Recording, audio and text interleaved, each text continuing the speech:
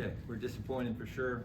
We came here to try to win a championship, and we lost that opportunity today. The nice thing about these tournaments is you get another game, so on Sunday we'll get a chance to play what could be a quad 1 or quad 2 game. We've got to get as many of those as we can. So we'll learn from today's film, we'll get back to the hotel and figure out what happened today as we watch, meet tonight, and then move on and get ready for the next opponent tomorrow. So we'll be at the game at 5 to scout, and from there we'll make a plan overnight and hopefully do a better job on the scout than we did this time. So, have any questions? I know they did it to Miami as well, but is it concerning to you at all that the losing the rebound battle to a team that's maybe a bit undersized, or is that just credit to them more? Well, I think they deserve credit. They're a really good rebounding team, and I think that you'll see that flesh itself out over time. And then I just think, implied in your question is the fact that rebounding takes talent. You can be tall and be a bad rebounder, and you can be short and be a great rebounder. And they're convinced by that, and our guys are not yet.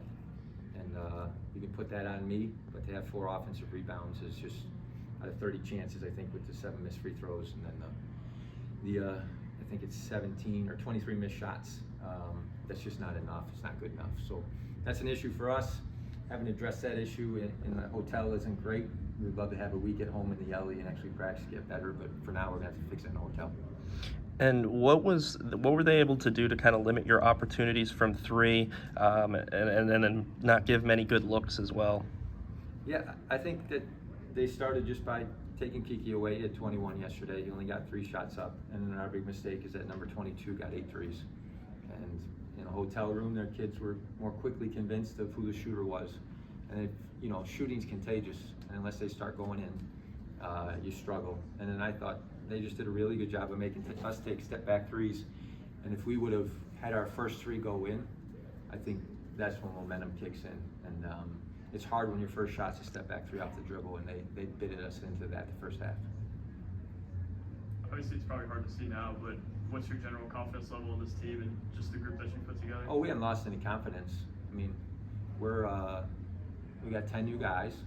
I mean, our big fella Matas, who had, I think he was 5'7", he had 10 and 7 today.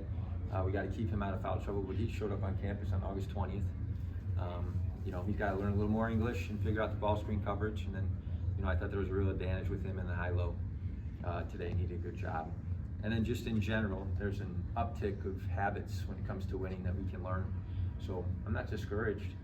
This is why you get into coaching, not to be perfect, but to be excellent, and we'll keep growing in excellence. Megan, go ahead.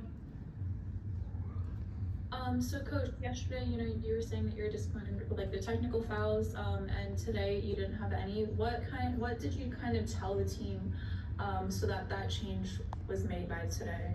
Well, we fixed that at halftime yesterday, and there's a bunch of fouls yesterday, and I thought that really was an advantage for us. With 14 minutes to go, we were in a double bonus, and if you look at today, the free throws were 25-25.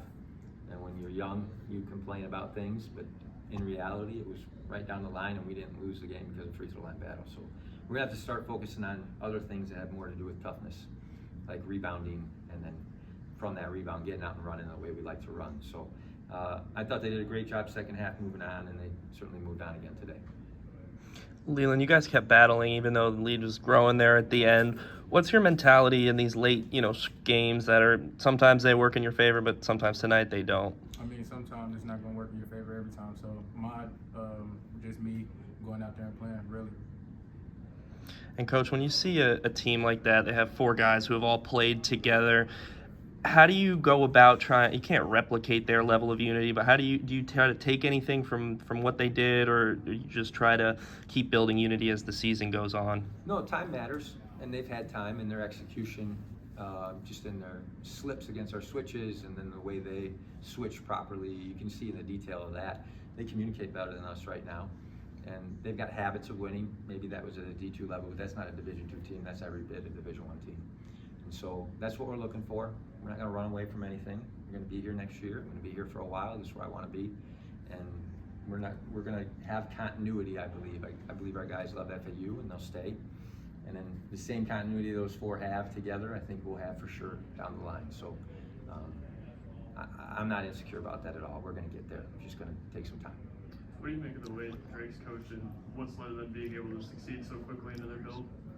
Well, some of it's the continuity and keeping everybody together. You know, some of it is just that he's a really good coach. I got no doubt about that. They've won 4 national championships. He's won some national coach of the years, and they know how to disrupt the game when it comes to slowing things down and then having you make little mistakes that feel like big mistakes. And it's just one basket, but for some reason when you play them, it feels a little more, I don't know, just big. You end up overreacting, you don't get the ball out of the net, you walk it up also, now you're playing their pace, and they've got a way to flip the game in their direction. And their coach is as good as anybody at slowing it down and then executing it after. So respect to them, they'll have a good year, I'm sure of it.